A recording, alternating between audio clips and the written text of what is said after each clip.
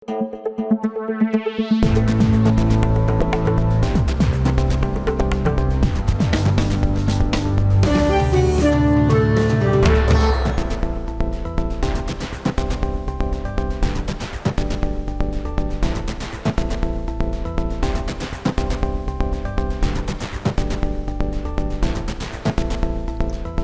এখন জনপদে, আপনাদের সাথে পুরো আয়োজনে থাকবো আমি তানজিম শাফিন। রমজানের শুরুতেই কাঁচা বাজারে বেড়েছে ইফতারির পণ্যের দাম। বাড়তি দরে বিক্রি হচ্ছে বেগুন, লেবু, শসা সহ অন্যান্য সবজিও। বেড়েছে আমদানি করা ফলের দামও। ক্রয় সীমার অনেকটা বাইরে খেজুর, আঙুর ও তরমুজ সহ অন্যান্য ফল। আমদানি ও সরবরাহ স্বাভাবিক থাকলেও দাম বাড়ায় ক্ষুব্ধ ক্রেতারা।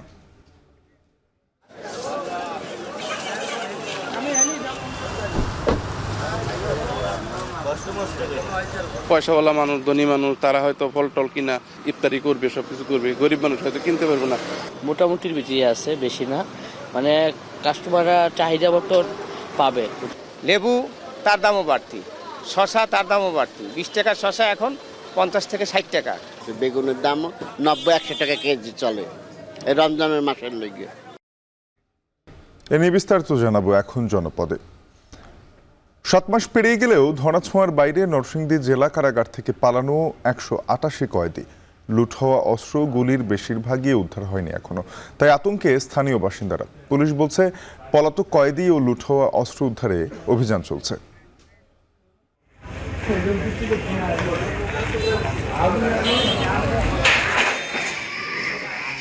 এখনো পর্যন্ত মোটামুটি 5 ভাগের 1 ভাগ অস্ত্র, গুলি কিছুই উদ্ধার হয়নি। মানুষের জানমালের নিরাপত্তা এখন অনেকটাই কম। পলাতক এখনো যারা আছে তাদের নাম ঠিকানা সংগ্রহ করছে এবং তাদেরকে কিভাবে দ্রুত আইনের কাছে আনাবে সে বিষয়ে আমরা নিয়মিত কাজ করে যাচ্ছি। এ নিয়েও এখন জনপদে বিস্তারিত থাকবে, তবে শুরুতেই রমজানের বাজার প্রসঙ্গ। রমজানের শুরুতে হঠাৎ করেই কাঁচা বাজারে বেড়েছে ইফতার পণ্যের দাম। বাড়তি দরে বিক্রি হচ্ছে বেগুন, লেবু, শসা সহ অন্যান্য সবজি। একইভাবে বেড়েছে আমদানি করা ফলের দামও। এতে বিপাকে পড়েছেন সাধারণ ভোক্তারা। রোজার প্রথম দিন সকালে উত্তপ্ত বরিশালের কাঁচা বাজার। মাত্র 2 দিনের ব্যবধানে 40 থেকে 50 টাকা বেড়ে প্রতি কেজি বেগুন বিক্রি হচ্ছে 80 থেকে 100 টাকা দরে। এছাড়া 10 থেকে 15 টাকা বেড়ে প্রতি কেজি শসা বিক্রি হচ্ছে 40 থেকে 50 টাকা কেজি দরে। প্রতি হেলি লেবু বিক্রি হচ্ছে 50 টাকায়। একইভাবে দেশের বিভিন্ন হাট বাজারের চিত্র প্রায় অভিন্ন, তবে অপরিবর্তিত রয়েছে মাছের দাম। বাজারে বেশি বিক্রি হচ্ছে রুই, কাতলা, তেলাপিয়া, পাঙাশ, শিংসহ নদী ও খালবিলের মাছ। অন্যদিকে রোজাকে কেন্দ্র করে বেড়েছে ফলের দাম। কেজিতে 30 থেকে 50 টাকা পর্যন্ত বেড়েছে খেজুর ও আঙুর সহ সব ধরনের আমদানি ফল। ক্রেতারা বলছেন রোজার প্রয়োজনীয় পণ্যের দাম নিয়ন্ত্রণে রাখতে নিয়মিত বাজার তদারকি করা দরকার। একটু লেবুর দাম বাড়ছে, একটু লেবুর চাহিদা বেশি, আমদানি করার লেবুর সিজন না, বেগুনের দাম বাড়ছে। রমজান উপলক্ষে রমজান মাস আসলে নিত্য প্রয়োজনীয় কিছু পণ্য আছে যেগুলোর দাম আকাশ ছোঁয়া হয়ে যায়। সাধারণ মানুষের খুব সমস্যায় পড়তে আছে। দিন মজুররা যেন যেটা আগে 1 কেজি খাইতে আধা কেজি খেতে হয়। সরকার যদি মনে করেন আরো যদি একটু ভালোভাবে নজর দেয়, বড় বড় ব্যবসায়ী যারা সিন্ডিকেট করে তার কাছে যদি নজর দেয়, তাহলে মনে করেন আমরা সস্তা আনতে পারবো, সস্তা বিক্রি করতে পারবো। আরব আমিরাতে আছে, সৌদি আরবে আছে, তারা আপনার রমজান মাস আসলে দাম কমানোর প্রতিযোগিতা করে। ইভেন বাংলাদেশে দেখা গেছে যে তারা দাম বাড়ানোর প্রতিযোগিতা করে। এ বিষয়ে আরো জানাতে বরিশাল পোর্ট রোড বাজার থেকে যুক্ত হয়েছেন সহকর্মী অমিত হাসান। অমিত, জানাবো যে হঠাৎ করে দাম বাড়ার কারণ হিসেবে ব্যবসায়ীরা কি যুক্তি দেখাচ্ছেন? এছাড়া বাজার তদারকি চোখে পড়েছে কিনা কোনো রকম?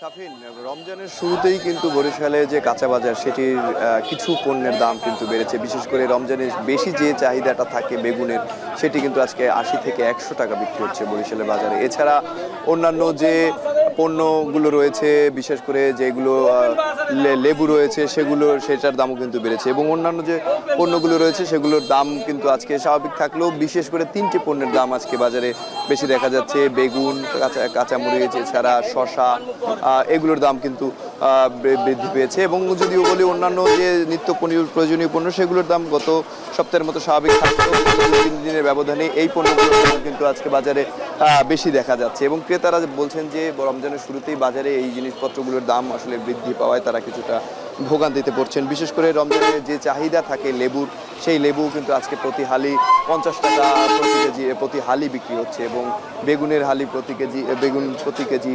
100 টাকা দরে বিক্রি হচ্ছে আজকে। এবং নিত্য প্রয়োজনীয় যে পণ্যগুলো রয়েছে ছোলা বেসন এছাড়া ডাল চিনি এগুলোর দাম স্বাভাবিক রয়েছে, গত সপ্তাহের মতোই বিক্রি হচ্ছে এবং ক্রেতারা বলছেন যে নিত্য প্রয়োজনীয় পণ্যগুলো এবং এই যে কাঁচা বাজারের যে পণ্যগুলো রয়েছে সেগুলোর দাম যদি একটু স্বাভাবিক রাখা যায় সেক্ষেত্রে তাদের কেনাকাটা করতে কিছুটা সুবিধা হবে বলে জানিয়েছেন। এবং বিক্রেতারা বলছেন যে আগের মতোই যে জিনিসপত্রের দাম বাড়ায় আসলে কারণ একটাই, যে সরবরাহ যে পরিমাণ দরকার চাহিদার তুলনায় সে পরিমাণ সরবরাহ না থাকার কারণেই কিন্তু জিনিসপত্রের দামটি আসলে বৃদ্ধি পেয়েছে। তবে সে তুলনায় গত বছর যে দাম ছিল জিনিসপত্রের সে তুলনায় এবছর দাম কম। তবে আরেকটু বিষয় জানিয়ে রাখি যে তেলের একটি সংকট কিন্তু বরিশালের বাজারগুলোতে রয়েছে, বিশেষ করে বোতলজাত সয়াবিন তেলের সংকট রয়েছে দোকানগুলোতে। সেই সয়াবিন আসলে পাওয়া যাচ্ছে না, মানুষ বাধ্য হয়ে খোলা যে সয়াবিন তেল সেটি কিন্তু প্রতি কেজি 200 টাকা কেজি ধরে কিনে নিতে হচ্ছে তাদেরকে, এতেও কিছুটা সমস্যায় পড়ছেন। এবং ক্রেতারা যারা রয়েছেন তারা বলছেন যে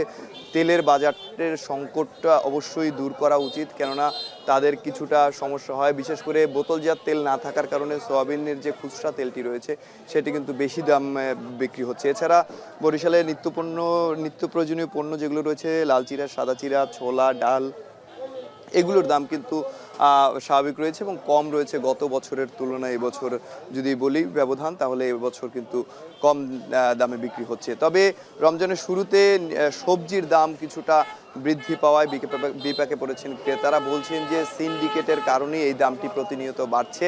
বাজার মনিটরিংয়ের মাধ্যমে যদি এটি নিয়ন্ত্রণ করা যায় তাহলে তাদের কেনাকাটা করতে কিছুটা সুবিধা হবে, কারণ রমজানের সময় মানুষের এমনিতেই পণ্যের চাহিদা কিছুটা বেশি থাকে। তো বরিশাল থেকে এই ছিল আমার কাছে বাজার দরের সর্বশেষ। শাফিন।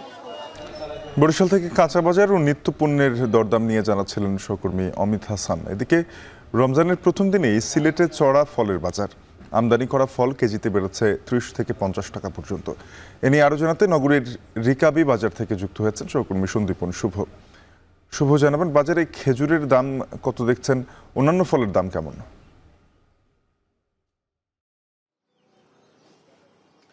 শাফিন, রমজান মাস আসলেই আমরা দেখি যে প্রত্যেকটি পণ্যের দাম বাড়ার প্রবণতা এবং তেমনটি হচ্ছে, কিন্তু বিশেষ করে ফলের ক্ষেত্রে তো বলাই বাহুল্য অনেক বেশি দাম বেড়েছে। প্রত্যেকটি ফলেই কিন্তু কেজি প্রতি 30 থেকে 50 টাকা পর্যন্ত বেড়েছে। আর একটা বিষয় যদি আমি আপনাকে জানিয়ে রাখি, খেজুরের দামের কথা আপনি যেমনটি বলছিলেন, সাধারণ মানের যে খেজুর রয়েছে সেটিও কিন্তু এখানে 300 থেকে 320 টাকায় বিক্রি হচ্ছে এবং উন্নত জাতের খেজুর মানভেদে কিন্তু 300 থেকে শুরু করে 1100 এমনকি 1200 টাকা পর্যন্ত কেজি ধরে বিক্রি হচ্ছে। পাশাপাশি যদি আমি খেজুরের পাশাপাশি অন্যান্য ফলের কথা বলি, সেক্ষেত্রে ইফতারের স্বস্তিতে কিন্তু তরমুজের জুস বা তরমুজটা খেয়ে থাকেন অনেকে, কিন্তু তরমুজও প্রতি পিস কিন্তু 300 থেকে 350 টাকা পর্যন্ত কেজি ধরে বিক্রি হচ্ছে। এর পাশাপাশি যদি আমি বলি, মালটার দাম কিন্তু অনেকটাই বেড়ে গেছে। মালটা কিন্তু কেজিতে 30 টাকা বেড়ে 330 থেকে 350 টাকা বিক্রি হচ্ছে। এর পাশাপাশি দাম বেড়েছে আঙ্গুরের, দুই জাতের আঙ্গুর এখানে আমরা দেখতে পেয়েছি। সবুজ আঙ্গুরের দাম 350 থেকে 400 টাকা বিক্রি হচ্ছে, কালো আঙ্গুর কিন্তু 500 টাকা পর্যন্ত বিক্রি হচ্ছে। আপেলের যে দাম আমরা যদি বলি, আপেলের দাম কিন্তু আমরা দেখেছিলাম 350 টাকাও কয়েকদিন আগে, কিন্তু এটি বেড়ে গিয়ে 380 থেকে 400 টাকা পর্যন্ত বিক্রি হচ্ছে। এবং ডালিম বা আনার এই যে নামই রাখি না কেন, সেই ডালিমের দামও কিন্তু অনেক বেশি বেড়ে গেছে, 420 থেকে 450 টাকা কেজি ধরে কিন্তু ডালিম বিক্রি হচ্ছে। এর পাশাপাশি যদি আমি আপনাকে অন্যান্য ফলের কথা বলি, বিশেষ করে কুলবড়িও কিন্তু 150, 120 এরকম কেজি ধরে বিক্রি হচ্ছে। পাশাপাশি আনারসের একটি চাহিদা দেখা যায় রমজান মাস আসলে, আনারসও কিন্তু প্রতি পিস অনুসারে এখানে বিক্রি হচ্ছে 60 থেকে 80 টাকা পর্যন্ত। এর পাশাপাশি অন্যান্য আরও কিছু ফল রয়েছে, সবগুলো ফলেরই কিন্তু দামের ঊর্ধ্বগতি। এবং বেলের একটি চাহিদা আমরা দেখতে পাই, বেলের শরবত কিন্তু অনেকেই পান করে থাকেন, সেই বেলের দামও কিন্তু অনেক বেশি। প্রতি পিস বেল কিন্তু 100 টাকা বা 80 টাকা করে দাম চাচ্ছেন। এবং ক্রেতারা, যেমনটি আমাদের সাথে একটু আগে কথা হচ্ছিল, যে আসলে প্রতি বছরই রমজান মাস আসলে অন্যান্য বাজারের সাথে ফলের বাজারেও কিন্তু অনেক বেশি বাড়তি দেখা যায়, দাম বেড়ে যায়। এবং এই ফলের বাজারের চিত্র যদি আপনাকে এই কারণটি যদি জানতে চাই, তখন কিন্তু বিক্রেতারা বলছেন যে ফলের শুল্ক আরোপ করা হয়েছিল, এই শুল্কের কারণে, অতিরিক্ত শুল্কের কারণে কিন্তু দাম বাড়তে পারে। এবং পাইকারি বাজার থেকে তারা আসলে যেমনটি কিনে আনেন তেমনটি এই খুচরা ব্যবসায়ী যারা রয়েছেন তাদের বিক্রি করতে হয়, তাদের আসলে তেমন কিছু করার থাকে না। তবে একটা বিষয় কিন্তু জানিয়ে রাখতে চাই, এই বিক্রেতারা যখনই তারা পাইকারি আড়তের কথা বলছেন, তেমনটি কিন্তু ক্রেতাদের সাথে কথা বলছি, তারাও বলছেন যে হয়তো বা কোনো সিন্ডিকেট রয়েছে, সেই সিন্ডিকেটের কারণেই কিন্তু হু করে দাম বেড়েই চলছে। শাফিন, এই ছিল সিলেটের ফলবাজার থেকে আমার কাছে সর্বশেষ। 7 মাস পেরিয়ে গেলেও ধরাছোঁয়ার বাইরে নরসিংদী জেলা কারাগার থেকে পালানো 188 কয়েদি। লুট হওয়া অস্ত্র ও গুলির বেশিরভাগই এখনো উদ্ধার হয়নি। আতঙ্কে দিন কাটাচ্ছেন স্থানীয় বাসিন্দারা। এদিকে পালিয়ে থাকা কয়েদিদের দ্রুত গ্রেফতারের পাশাপাশি অস্ত্র উদ্ধারে অভিযান চলছে বলে জানিয়েছে পুলিশ। কাউসার আহমেদের তথ্য ছবিতে রাকিবুল ইসলামের প্রতিবেদন। আওয়ামী লীগ সরকারের পতনের আগে গত 19 জুলাই নরসিংদী জেলা কারাগারে ঘটে ভয়াবহ হামলা ও লুটপাট। 826 জন কয়েদি পালিয়ে যায়। লুট হয় 85টি অস্ত্র ও 8000 রাউন্ড গুলি। আত্মসমর্পণ ও গ্রেপ্তারের মাধ্যমে ইতিমধ্যে কারাগারে ফেরানো হয়েছে 638 জনকে। উদ্ধার হয়েছে 54টি অস্ত্র ও প্রায় 3000 রাউন্ড গুলি। লুট হওয়া 85টি অস্ত্র এবং 8000 রাউন্ড গুলির মধ্যে এখনও উদ্ধার হয়নি 31টি অস্ত্র এবং 5000-এর বেশি গুলি। এখনও পলাতক রয়েছে 188 কয়েদি। সবকিছু মিলিয়ে প্রশ্ন উঠে, পলাতক কয়েদি এবং উদ্ধার না হওয়া অস্ত্র ও গুলি কোথায়? অনুসন্ধানে জানা গেছে ভাড়ায় এসব অস্ত্র হাতবদল হচ্ছে নিয়মিত। ঘটছে নানা অপরাধ, সে সাথে পাল্টেছে অপরাধের ধরন। দেশীয় অস্ত্রের বিপরীতে ব্যবহার হচ্ছে আগ্নেয়াস্ত্র। এতগুলা আগ্নেয়াস্ত্র বাইরে এখনো পর্যন্ত মোটামুটি 5 ভাগের 1 ভাগ অস্ত্র গুলি কিছুই উদ্ধার হয়নি। তো এইগুলা বাইরে থাকা মানে তো জনগণের জন্য একটা বিশাল থ্রেট। আগে কোপাকুপি হইতো, এখন গুলি করে দেয়। মানুষের জানমালের নিরাপত্তা এখন অনেকটাই কম। যেহেতু অস্ত্রগুলো মিসিং হয়েছে, নিশ্চয়ই কারো না কারো হাতে আছে বা কোনো গোষ্ঠীর সংঘবদ্ধ আছে, সেটা কি সে অর্থে এটার কিন্তু একটা চক্র আছে। আর এটার ফলে যেটা হবে যে এর মাধ্যমে কিন্তু সামাজিক যে নৈরাজ্যকর একটা পরিস্থিতি, সেটা কিন্তু লঙ্ঘিত হবে, এটা নিঃসন্দেহে বলা যায়। এবং এর ফলে কিন্তু যে কেউ এটার শিকার হতে পারে। এদিকে পুলিশ বলছে, কারাগারে আগুনে কাগজপত্র পুড়ে যাওয়ায় পলাতক কয়েদিদের ধরতে বেগ পেতে হচ্ছে। জেলখানা সম্পূর্ণভাবে ভস্মীভূত হয়ে গেল। সেখানকার কম্পিউটার থেকে শুরু করে সমস্ত দলিল দস্তাবেজ, আসামিদের যে সংরক্ষণ রেজিস্ট্রার, সবকিছু পুরো একেবারে ছাই হয়ে যায়। যে কারণে আমরা তাৎক্ষণিকভাবে, এমনকি এখন পর্যন্ত আমাদের অনেক বেগ পেতে হচ্ছে যে এই 826 জন আসলে কারা ছিল। তাদের তালিকাগুলো আমরা কোর্টের মাধ্যমে, আমাদের কোর্ট পুলিশের মাধ্যমে এবং জেলখানার সহায়তায়, একই সাথে অ্যাডভোকেট সাহেবদের সহযোগিতায় আমরা আস্তে আস্তে এই তথ্যগুলো কালেকশন করছি এবং পলাতক এখনো যারা আছে তাদের নাম ঠিকানা সংগ্রহ করছি এবং তাদেরকে কিভাবে দ্রুত আইনের কাছে আনাবে সে বিষয়ে আমরা নিয়মিত কাজ করে যাচ্ছি। জেলা জুড়ে গত 6 মাসে বেড়েছে গুলি করে হত্যার ঘটনা। ঝুঁকি এড়াতে দ্রুত পলাতক কয়েদিদের গ্রেপ্তার ও লুট হওয়া অস্ত্র উদ্ধারের দাবি জেলাবাসীর। রাকিবুল ইসলাম, এখন নরসিংদী। 16 বছর ধরে বন্ধ বগুড়ার সরকারি আজিজুল হক কলেজের ছাত্রদের 3টি আবাসিক হল। পরিত্যক্ত আবাসিক হল হয়ে উঠছে মাদকাসক্তদের আখড়া। ছাত্রীদের জন্য একটি হলের নির্মাণ কাজ শেষ হয়েছে 6 বছর আগে, অথচ এখনো শুরু হয়নি আবাসনের কাজগুলো। রাজীব সেলিমের প্রতিবেদন, ছবি তুলেছেন সাইফুল সাগর। বগুড়ার সরকারি আজিজুল হক কলেজে 5টি আবাসিক হলের মধ্যে বন্ধ আছে 4টি হল। তার মধ্যে শেরি বাংলা ফজলুল হক হলটি পরিত্যক্ত। এখন এই ভবন পরিণত হয়েছে মাদকসেবীদের নিরাপদ আশ্রয় কেন্দ্রে। প্রায় 6 বছর আগে ছাত্রীদের জন্য নির্মাণ সম্পন্ন হলেও এখনও শুরু হয়নি আবাসনের কাজ। ফলে বেগম রোকেয়া হলে 250 আসনে থাকতে হচ্ছে 400-র বেশি ছাত্রীর। এদিকে ছাত্রদের আবাসিক হলগুলো 2009 সালের রাজনৈতিক সংঘর্ষের জেরে একযোগে বন্ধ করে দেয়া হয়। এরপর প্রায় 16 বছর কেটে গেলেও বন্ধ হল খোলার জন্য এখনো কোনো ঘোষণা আসেনি। কলেজের আশেপাশে আমরা দেখতে পাই ছিনতাইকারী, তারপরে আমরা দেখতে পাচ্ছি হচ্ছে মাদকের একটা আখড়া আছে। কলেজ প্রশাসনের একটা ব্যর্থতা, তারা ক্যাম্পাসের শিক্ষার্থীদের একটা সুষ্ঠু নিরাপত্তা দিতে পারে না, এটি খুবই দুঃখজনক। শিক্ষার্থীদের আবাসন সংকটের পাশাপাশি ক্যাম্পাসে সন্ধ্যা পেরোতেই থাকতে হয় আতঙ্কে। কলেজ চত্বর ও এর আশপাশের সড়কে খুন, ছিনতাই সহ ঘটেছে পুলিশ কর্মকর্তাকে ছুরিকাঘাতের ঘটনাও। তাই নিরাপত্তা নিশ্চিতে কলেজ প্রশাসনের অধীনে কলেজের হল চালুর পাশাপাশি আইন শৃঙ্খলা পরিস্থিতির দিকে নজর দেওয়ার দাবি শিক্ষার্থীদের। আমাদের হল নেই, আমরা ব্যক্তিগতভাবে নিজের খরচে মেসে থাকি। এটা অত্যন্ত ব্যয়বহুল হয়ে যায় আমাদের জন্য। নিরাপত্তার স্বার্থে হলেও আমাদের স্কুলের একটা প্রতিষ্ঠানের একটা হল থাকা জরুরি ছেলেদের। অনেক সময় রাতে করে ক্যাম্পাস থেকে মেসে যাই, সেটাও নিরাপদ পাইতাম। এই জন্য দ্রুত হল চালু করা উচিত ছিল। ছেলেদের 3টি হল দীর্ঘ 16 বছর বন্ধ থাকায় সেগুলো হয়ে পড়েছে বসবাস অযোগ্য। সংস্কার করে আবাসন উপযোগী করতে প্রয়োজন বড় বরাদ্দের। তবে মেয়েদের জন্য 6 বছর আগে নির্মাণ করা হলের বিদ্যুৎ সংযোগের কাজ শেষ হলেই আবাসন শুরু হবে জানান কলেজের অধ্যক্ষ। মেয়েদের যে নতুন হলটি আছে এটি বিদ্যুতের একটি সাবস্টেশনের কাজ হচ্ছিল, সেই কারণে এটি এই মুহূর্তে চালু করা যাচ্ছে না। তবে আমরা সিদ্ধান্ত নিয়েছি এটা আমরা অচিরেই যারা অনার্স প্রথম বর্ষ ভর্তি হবে যে সমস্ত শিক্ষার্থী, বিশেষত মেয়ে শিক্ষার্থীদের আমরা এই হলে ওঠানোর ব্যবস্থা করতে যাচ্ছি। এর থেকে উত্তরণের জন্য আন্তরিকভাবে চেষ্টা করছি।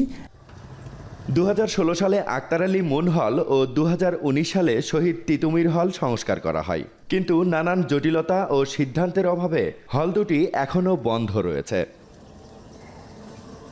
রাজীব সেলিম, এখন বগুড়া। নানা আয়োজনের মধ্য দিয়ে সারা দেশেই পালিত হচ্ছে জাতীয় ভোটার দিবস। এ নিয়ে আরো জানাতে খুলনা থেকে যুক্ত হবেন সহকর্মী তরিকুল ইসলাম এবং ময়মনসিংহ থেকে যুক্ত হচ্ছেন সহকর্মী ইমতিয়াজ আহমেদ। প্রথমেই যাব খুলনায়। তরিকুল, জানাবেন ভোটার দিবস ঘিরে কি কি কর্মসূচি রয়েছে?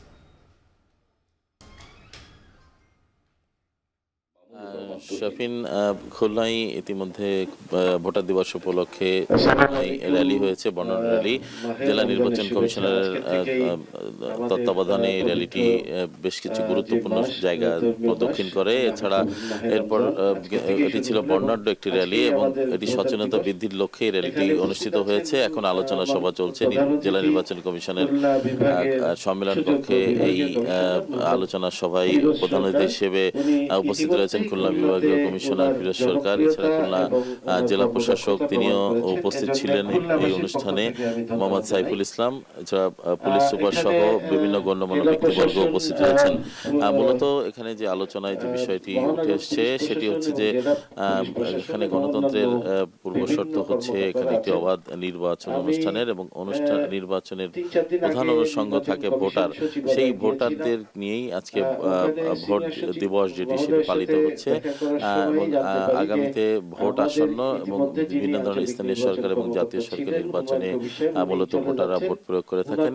এর আগে যে প্রস্তুতি ভোটারদের জন্য কি ধরনের সুবিধা রয়েছে একজন নাগরিক হিসেবে এবং এই ভোটারদের অধিকারগুলো কি কি রয়েছে, এই বিষয়গুলো নিয়ে মূলত আলোচনা করা হচ্ছে।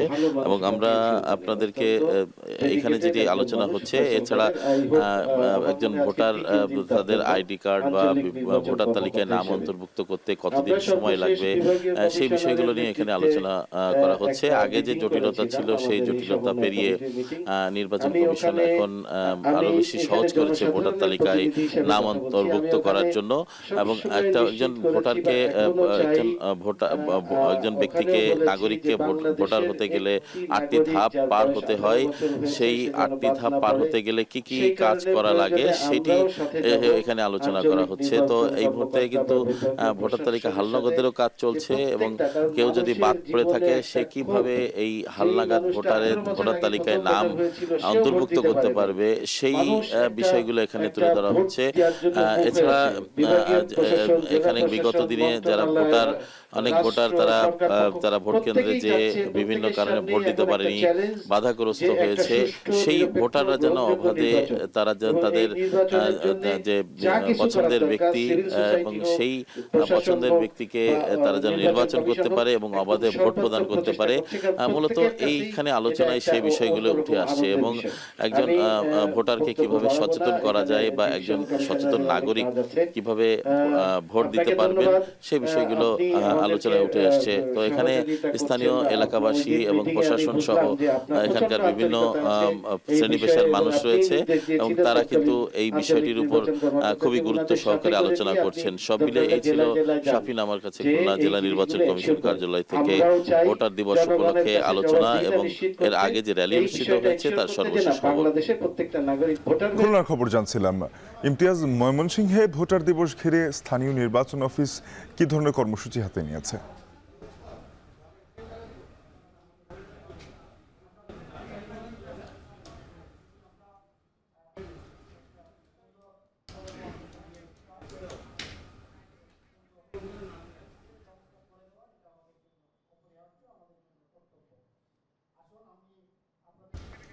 তোমার আমার বাংলাদেশে ভোট দেব মিলেমিশে এমন প্রতিপাদ্যকে সামনে রেখে জাতীয় ভোটার দিবস উদযাপিত হচ্ছে ময়মনসিংহে। আমরা দেখতে পাচ্ছি সকালে টাউন হলে বেলুন উড়িয়ে বিভাগীয় কর্মকর্তা সহ জেলা আঞ্চলিক নির্বাচন কর্মকর্তা সহ বিভিন্ন শ্রেণী পেশার মানুষ কিন্তু সকালে কিন্তু এই জাতীয় ভোটার দিবস উদযাপন করেন এবং এরপর কিন্তু ময়মনসিংহে জেলা পরিষদের ভাষা শহীদ আব্দুল জব্বার মিলন আয়তনে আমরা দেখতে পেরেছি যে একটি আলোচনা সভা অনুষ্ঠিত হচ্ছে। সেখানে বিভাগীয় কমিশনের আঞ্চলিক নির্বাচন কর্মকর্তা, প্রশাসনের কর্মকর্তা, জেলা প্রশাসক সহ বিভিন্ন যে শ্রেণী পেশার মানুষ, রাজনীতিবিদ, শিক্ষক থেকে শুরু করে বিভিন্ন শ্রেণী পেশার মানুষ কিন্তু এখানে যোগদান করেছেন। যেটা বলা হচ্ছিল যে বিগত 15 থেকে 16 বছরে যে ভোটার তালিকাগুলো হয়েছে, যে ত্রুটিগুলো ছিল সেই ত্রুটিগুলো যাতে আবার সুন্দরভাবে সেই ত্রুটিগুলো সম্পন্ন করে যেন সুন্দরভাবে সেই নতুন একটা ভোটার তালিকা হয় এবং যাতে করে এই নতুন বাংলাদেশে যেন পরবর্তী নির্বাচনগুলো অবাধ, সুষ্ঠু, নিরপেক্ষ হয় সেই বিষয়টি জোর দেওয়া হচ্ছিল। এবং সেই সাথে 2024 সালে যে ভোটার হালনাগাদ কার্যক্রম ছিল সেটি কিন্তু চূড়ান্ত তালিকা আজকে প্রকাশ করা হয়েছে। এবং এখানে যে আলোচনাগুলো উঠে আসছিল যে ভোটার তালিকা যারা নির্বাচন কমিশনের সংশ্লিষ্ট কর্মকর্তারা রয়েছেন তারা যেটা বলছিলেন যে এই ভোটার তালিকা নিবন্ধন কার্যক্রম তাদের চলমান রয়েছে এবং বিদেশে যারা বিশেষ করে প্রবাসে যারা রয়েছেন তারা কিন্তু দেশে না এসেও কিন্তু বিদেশি দূতাবাসের সঙ্গে যোগাযোগ করে কিন্তু সেখান থেকেও কিন্তু তারা ভোটার অন্তর্ভুক্ত হতে পারেন এবং ভোটারের যে সামাজিক যে সুরক্ষাগুলো, যে সুবিধাগুলো সেগুলো কিন্তু তারা কিন্তু নিতে পারেন। এবং সেই সঙ্গে যেটা বারবারই দাবি করা হচ্ছিল যে নতুন সময়ে বিশেষ করে বৈষম্য বিরোধী আন্দোলনের পর যে নতুন বাংলাদেশ প্রতিষ্ঠিত হয়েছে সেখানে আজকে জাতীয়ভাবে একটি ভোটার দিবস তারা উদযাপন করতে পারছেন এবং এটিও একটি অনেকেই বলছে যে একটা আনন্দের বিষয় এবং এই দিবসটি যেন মূলত শুধু দিবসে পরিণত না থাকে এবং এই দিবসটি যেন একেবারে নির্বাচনের ক্ষেত্রে যেন সুষ্ঠুভাবে যেন ভোটার তালিকাগুলো যে প্রক্রিয়াগুলো এখনও চলমান রয়েছে সেগুলো যেন চলতে থাকে সেই বিষয়টি আলোচনা করা হচ্ছে। যেহেতু আপনি জানেন যে এই চলতি বছরেই কিন্তু ডিসেম্বরের সরকার জাতীয় সংসদ নির্বাচনের যে ঘোষণা দিয়েছে সেই বিষয়েও কিন্তু নির্বাচন কমিশন কাজ করছে বলেও কিন্তু আমাদেরকে জানানো হয়েছে। এখানে যারা আসলে এই ভোটার নিবন্ধন কার্যক্রম সহ বিভিন্ন এই ধরনের কার্যক্রমের সাথে জড়িত রয়েছে তারা কিন্তু এখানে উপস্থিত রয়েছেন এবং সবারই একটি দাবি যে বিগত সময়ের মতো যেন ত্রুটিপূর্ণ কোনো ভোটার তালিকা না হয় এবং সামনের দিনগুলোতে যেন একটা অবাধ, সুষ্ঠু, নিরপেক্ষ নির্বাচনের জন্য একটা সুন্দর সুষ্ঠু নির্বাচনের জন্য যেন একটা সঠিক স্বচ্ছ ভোটার তালিকা যেন সাধারণ মানুষ পায় এবং সেইভাবে যেন তারা তাদের ভোটাধিকারের মাধ্যমে যেন তাদের পছন্দের সরকার নির্বাচন করতে পারেন এমনটাই কিন্তু প্রত্যাশা করতেন সকলেই। সব মিলিয়ে এই ছিল ময়মনসিংহ থেকে সর্বশেষ আমার কাছে শাফিন। ইমতিয়াজ আহমেদ ময়মনসিংহ থেকে। এর আগে সহকর্মী তরিকুল ইসলাম খুলনা থেকে যুক্ত হয়ে জানাচ্ছিলেন জাতীয় ভোটার দিবসের কার্যক্রম নিয়ে। রমজান উপলক্ষে সাতক্ষীরা শহরের সঙ্গীতা মোড়ে জেলা প্রশাসন ও প্রাণী সম্পদ অধিদপ্তরের উদ্যোগে সুলভ মূল্যে গরুর মাংস, দুধ, ডিম বিক্রি কার্যক্রম চলছে। এ বিষয়ে জানাতে সেখান থেকে যুক্ত হবেন সহকর্মী আহসান রাজীব। জানাবেন রোজা উপলক্ষে বিশেষ এই কর্মসূচিতে ভোক্তারা কি ধরনের সুবিধা পাচ্ছেন?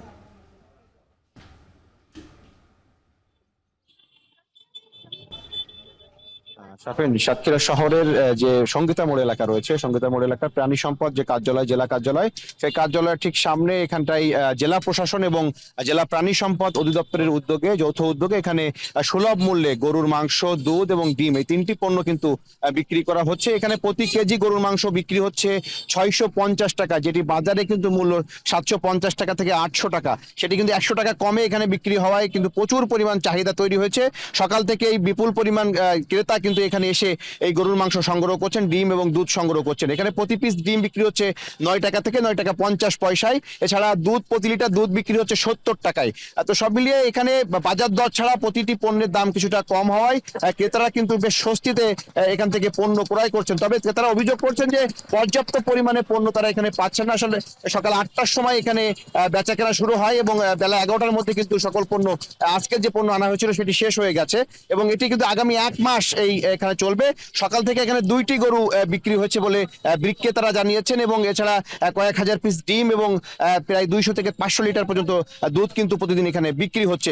প্রাণী সম্পদ অধিদপ্তর থেকে বলা হচ্ছে যে পর্যায়ক্রমে এখানে বেশ কয়েকটি খামার রয়েছে, বড় বড় খামার। সেই খামার থেকে কিন্তু দুধ এবং ডিম তারা এখানে এনে খামারিদের মাধ্যমে সরাসরি এখানে বিক্রি করা হচ্ছে। ফলে কিছুটা হলেও ক্রেতারা কিন্তু কম দামে পণ্যগুলো পাচ্ছেন। একই সাথে বাজারগুলোতে, যে সমস্ত বাজার রয়েছে সাতক্ষীরার বাজারগুলোতে কিন্তু মনিটরিং কার্যক্রম চলছে, যাতে কোনো দ্রব্যের যে দাম, মূল্য কিন্তু বৃদ্ধি যাতে না করা হয় সে বিষয়টি কিন্তু প্রশাসনের তরফ থেকে নজরদারি বৃদ্ধি করা হয়েছে। সাতক্ষীরা সুলতানপুর বড়বাজার, সাতক্ষীরা শহরের কাটিয়া, পুরাতন সাতক্ষীরা এবং ইটাগাছার যে হাট রয়েছে সেখানেও কিন্তু বাজার দর মনিটরিং কার্যক্রম করছে প্রশাসনের তরফ থেকে, এমনটি জানিয়েছে জেলা ভোক্তা অধিকার সংরক্ষণ অধিদপ্তর। এছাড়া জেলা প্রশাসন থেকেও কিন্তু মোবাইল কোডের মাধ্যমে জেলার যে সমস্ত উপজেলা শহর এবং গ্রাম পর্যায়ে যে সমস্ত হাট বাজার রয়েছে সেখানেও কিন্তু বাজারে তারা মনিটরিং কার্যক্রম চালাচ্ছেন বলে আমাদেরকে জানিয়েছেন। তবে এই যে কার্যক্রমটি, যেটি প্রাণী সম্পদ কার্যালয়ের সামনে শুরু হয়েছে, এটি উপজেলা পর্যায়ে যদি চালু করা হয় সেক্ষেত্রে কিন্তু ভোক্তারা আরো বেশি সুবিধা পাবেন। একই সাথে গ্রাম পর্যায়েও যদি এই ধরনের উদ্যোগ নেওয়া হয়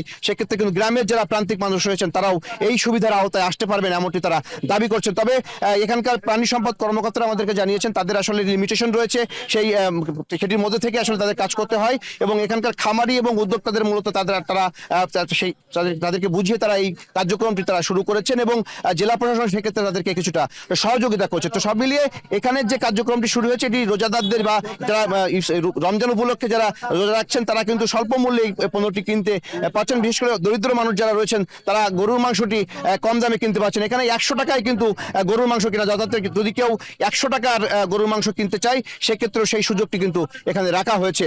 আমরা কথা বলেছিলাম এখানকার প্রাণী সম্পদ কর্মকর্তার সাথে, তারা বলছেন যে তাদের এই কার্যক্রমটি আগামী 30 রমজান পর্যন্ত তারা চালিয়ে যাবেন। তো সব মিলে এই ছিল আমার কাছে সাতক্ষীরা সঙ্গীতা মোড় এলাকা থেকে সুলভ মূল্যের দোকান থেকে সবশেষ তথ্য। শাফিন। আহসান রাজীব সাতক্ষীরা থেকে যুক্ত হয়ে জানাচ্ছিলেন সুলভ মূল্যের বাজার নিয়ে বিস্তারিত। এদিকে রোজা উপলক্ষে কিশোরগঞ্জে মাস জুড়ে হতদরিদ্রদের জন্য 10 টাকা দরে প্রতি লিটার দুধ বিক্রির উদ্যোগ নিয়েছে একটি খামার। এ বিষয়ে বিস্তারিত জানাতে সেখান থেকে যুক্ত হয়েছেন সহকর্মী মশিউর কায়েস।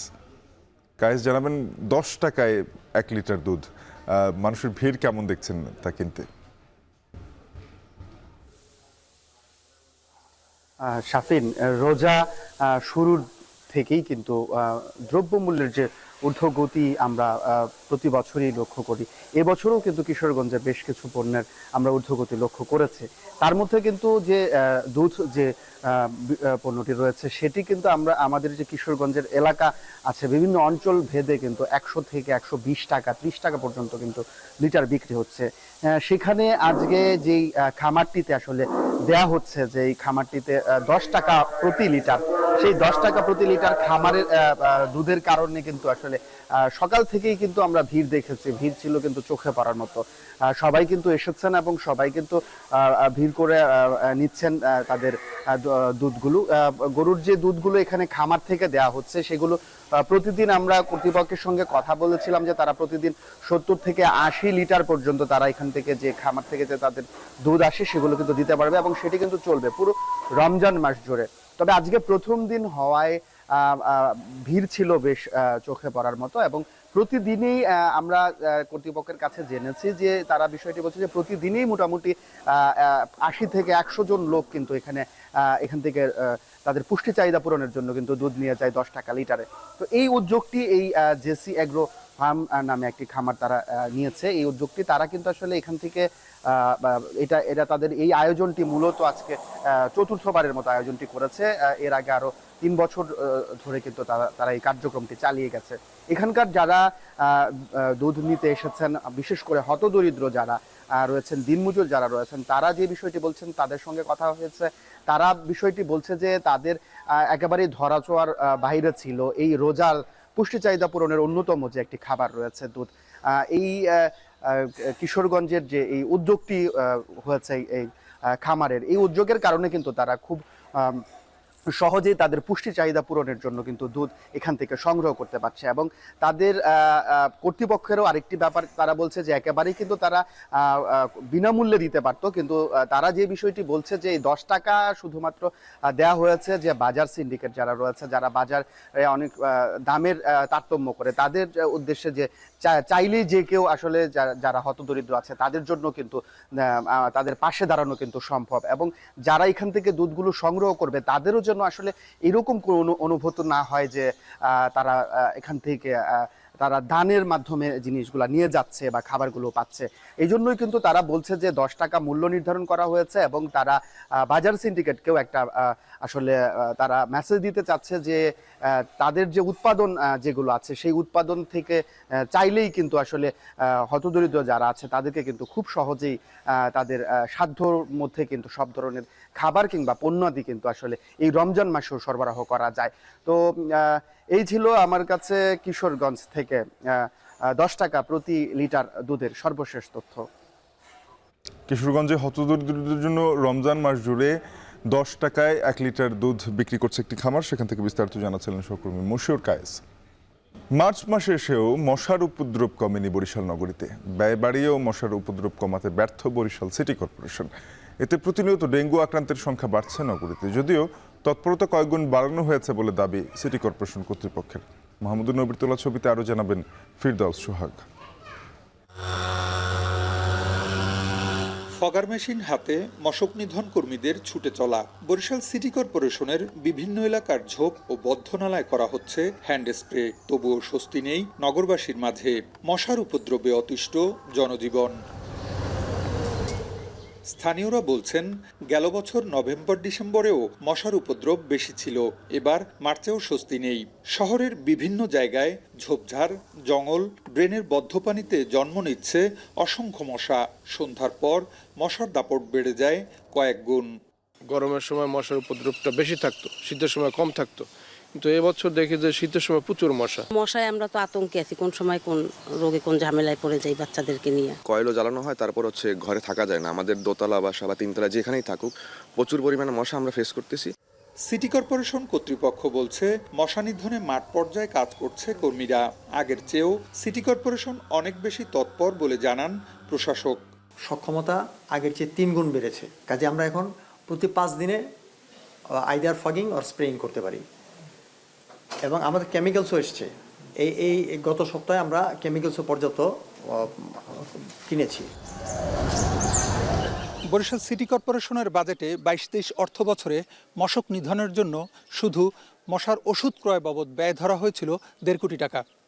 এর পরবর্তী বছর অর্থাৎ 23-24 অর্থ বছরে এই ব্যয় বেড়ে দাঁড়িয়েছিল 1,80,00,000 টাকা। পরিসংখ্যান বলছে প্রতি বছর মশক নিধনের জন্য ব্যয় শুধু বেড়েছে, নিধন হয়নি মশা, বরঞ্চ বেড়েছে এর উপদ্রব। নগরবাসী এর সমাধান চান। চিকিৎসা সংশ্লিষ্টরা বলছেন, মশার উপদ্রবের কারণে প্রতিনিয়ত বাড়ছে ডেঙ্গুতে আক্রান্তের সংখ্যা। জেনেটিক্যাল পরিবর্তনের কারণে পরিবর্তন আসছে ডেঙ্গুর মতো ভয়াবহ রোগের ধরনেও।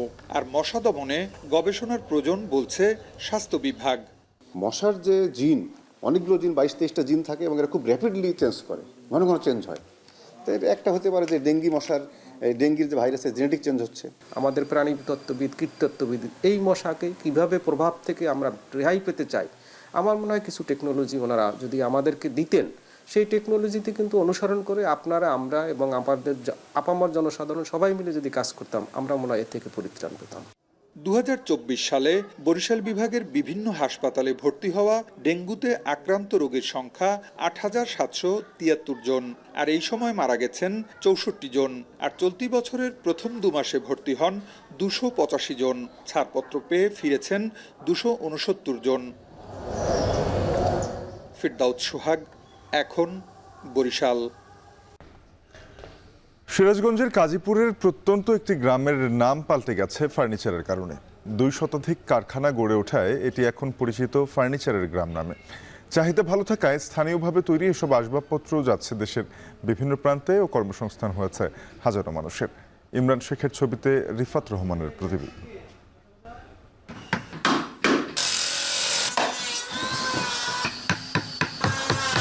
হাতের ছোঁয়ায় কাঠের উপর ফুটে উঠছে শৈল্পিক কারুকাজ।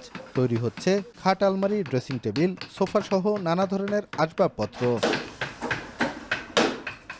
সিরাজগঞ্জের যমুনা নদীর তীরবর্তী কাজীপুর উপজেলার প্রত্যন্ত গ্রাম ছালাভরা কুনকুনিয়া 2 শতাধিক কারখানা গড়ে ওঠায় এটি এখন ফার্নিচারের গ্রাম নামে পরিচিত। গত কয়েক বছরে স্থানীয়রা নিজ উদ্যোগে গড়ে তুলেছেন এসব কারখানা। কম খরচে উন্নত মানের ফার্নিচার তৈরি হওয়ায় দেশের প্রায় 15টি জেলায় সরবরাহ হচ্ছে এখানকার পণ্য। মাসে কেনাবেচা হচ্ছে কোটি টাকার ফার্নিচার। বাংলাদেশের পূর্ব প্রান্তে যেমন নেত্রকোনা, কিশোরগঞ্জ, জামালপুর, শেরপুর, টাঙ্গাইল, জামালপুর, মাদারগঞ্জ, ব্রাহ্মণবাড়িয়া, নরসিংদী এখানে আমরা রপ্তানি করে থাকি। আমার এলাকার লোকজন যারা বাইরে কাজ করছে তারা এখন সবাই দেশে এসে কাজকাম করতেছে, সবাই ইনশাল্লাহ ভালোভাবে চলাফেরা করতেছে। এগুলো সীমিত দামে আমরা মাল বেচে অল্প লাভে মানে ভালো জিনিস দিই। একটা ড্রেসিং আপনার মনে করেন যে সর্বনিম্ন 5,000, 12,000, 10,000, 8,000 এরকম দামে ড্রেসিংটা মানে বিক্রি করা হয়। স্থানীয় কারিগরদের দক্ষ হাতে তৈরি হচ্ছে এসব ফার্নিচার। প্রতিদিন অন্তত 7,000 শ্রমিক কাজ করছেন এখানে। তাদের দৈনিক আয় 1,500 থেকে 2,000 টাকা। এলাকায় অনেক লোক কাজ করে। এদিক দিয়ে প্রায় আনাচে কানাচে প্রায় 2-4 বাড়ি পরপরই ফার্নিচার, 1-2 বাড়ি পরপরই ফার্নিচার, অনেক ফার্নিচার এখান থেকে অনেক লোকজন কাজ করে। দেশে এসে 1200, 1300, 1400 মানে একটু সন্ধ্যের পরে কাজ করলে মনে হয় 1400-1500 থাকে আর কি। এই কাজ করে আমার জীবনে আমি খুব উন্নতি করছি। অনেক ফার্নিচার আছে, তার ভিতরে ক্যাবিনেট আছে, ওয়াল শোকেস আছে, সোফা সেট আছে, এগুলো বিভিন্ন দামের আছে। ওই দাম কম, জিনিস ভালো। প্রতিদিন না হলেও আপনার মিনিমাম 20 থেকে 25 গাড়ি মাল লোড হয়। প্রত্যন্ত এলাকায় গড়ে ওঠা এই শিল্পের প্রসারে সহযোগিতার আশ্বাস দিয়েছে স্থানীয় প্রশাসন। তাদেরকে উদ্বুদ্ধ করার জন্য আমাদের পল্লী সঞ্চয় ব্যাংক, আমাদের যুব উন্নয়ন অধিদপ্তর থেকে যে ক্ষুদ্র ঋণের ব্যবস্থা আছে সেই জন্য তাদের ওখানে প্রচার করছি। তাদেরকে আরও ভালো কোয়ালিটির কাঠ দিয়ে ফার্নিচার বানিয়ে বড় বড় যে কোম্পানিগুলো আছে তাদের কাছে বিক্রি করারও আমরা বিভিন্ন ধরনের উদ্বুদ্ধ করে যাচ্ছি। কাজীপুরের এসব কারখানায় মিলবে 5,000 থেকে 1.5 লাখ টাকা মূল্যের ফার্নিচার। রিফাত রহমান, এখন সিরাজগঞ্জ। নির্মাণের 4 বছরেও চালু হয়নি বান্দরবানের জয়িতা বা বিপণী কেন্দ্র। পাহাড়ের নারী উদ্যোক্তাদের উৎপাদিত পণ্য বিক্রির সুবিধার্থে কয়েক কোটি টাকা ব্যয়ে নির্মিত এই 4 তলা ভবনটি রক্ষণাবেক্ষণের অভাবে এখন প্রায় পরিত্যক্ত। ইতিমধ্যে অনেক নারী উদ্যোক্তা ও সংগঠন দোকান পেলেও দীর্ঘদিনের তা চালু না হওয়ায় লোকসান গুনতে হচ্ছে তাদের। বান্দরবান থেকে রিজভী রাহাতের তথ্য ছবিতে প্রতিবেদন। দূর থেকে দেখলে মনে হয় পাহাড়ের উপর এক পরিত্যক্ত বাংলো বাড়ি, কিন্তু আদতে এটি মহিলা বিষয়ক অধিদপ্তরের জয়িতা বিপণী কেন্দ্র। পার্বত্য জেলা বান্দরবানের নারী উদ্যোক্তাদের তৈরি পণ্য সহজে বিক্রি ও প্রদর্শনীর সুবিধার্থে 2020 সালে বান্দরবান শহরের মেঘনা এলাকায় 4 তলা ভবনটি নির্মাণ করা হয়। এতে খরচ হয় 5 কোটি টাকার বেশি। ভবনটিতে রয়েছে 45টি দোকান। এর মধ্যে কিছু দোকান বিভিন্ন উদ্যোক্তা সংগঠনকে বরাদ্দও দেয়া হয়েছে। তবে দীর্ঘদিন পার হলেও এখনও উদ্বোধন হয়নি বিপণী কেন্দ্রটি। নিজেদের তৈরি পণ্য বিক্রি করতে মহিলা বিষয়ক অধিদপ্তর থেকে দোকান বরাদ্দ পেলেও ভবনটি চালু না হওয়ায় হতাশ জেলার নারী উদ্যোক্তারা। 2 বছরের বন্ধ থাকা মানে হচ্ছে 2 বছর পিছিয়ে থাকা, 2 বছর লসে থাকা। খুব দ্রুত যেন চালু করা হয়, এতে করে এলাকার যে পণ্য বা যারা মহিলারা জড়িত আছে তারা কাজটা ভালোভাবে করতে পারবে। বিল্ডিংটা তৈরি হয়েছে যে অনেক দেরি হয়ে গেছে, আবর্তন হয়ে গেছে, এটা যদি চালু হয় অনেক ভালো হয় আর কি। এদিকে রক্ষণাবেক্ষণের অভাবে পরিত্যক্ত হয়ে পড়েছে ভবনটি, পরিণত হয়েছে মাদক সেবীদের আখড়ায়। চুরি হচ্ছে ভবনের মূল্যবান আসবাব ও যন্ত্রাংশ। কোটি কোটি টাকা খরচ করতে পারবে, একটা নাইট গার্ড সিকিউরিটি দিয়ে কয় টাকা বেতন দিব, ওটা থাকলে তো একটা জিনিসটা নিরাপদ থাকতো। মানুষ বিভিন্ন ধরনের খোলামেলা খায়, কারেন্টের ব্যাগ খুলি মুলি সব আপনার পানির ট্যাপ টুল সব খুলি নিয়ে গেছে। তবে সংশ্লিষ্ট কর্মকর্তার দাবি বিপণী কেন্দ্রটি দ্রুত চালুর চেষ্টা চলছে। এরই মধ্যে পাঠানো হয়েছে চাহিদাপত্র। বিপণী বিতানটি চালু করার জন্য বিভিন্ন ভাবে চেষ্টা করা হয় এবং এই বিপণী বিতানটি চালু করার জন্য ইতিমধ্যে 8 জনের চাহিদা সম্বলিত 20,000 টাকা করে ব্যাংকে টাকা জমা করেছে। বিপণী কেন্দ্রটি চালু হলে পাহাড়ের নারীরা নিজেদের তৈরি বিভিন্ন হস্তশিল্পের ন্যায্য দাম পাবেন, সাথে স্থানীয় অর্থনীতি সমৃদ্ধির মাধ্যমে অবদান রাখবে জীবনমানের উন্নয়নে। এখন বান্দরবান। এই ছিল এখন জনপদে। এখন টেলিভিশনের ওয়েবসাইট দেখতে ভিজিট করুন www.ekhon.tv। যুক্ত থাকুন ফেসবুকে facebook.com/tv.ekhon এবং ইউটিউবে দেখতে ভিজিট করুন youtube.com/c/ekhon tv।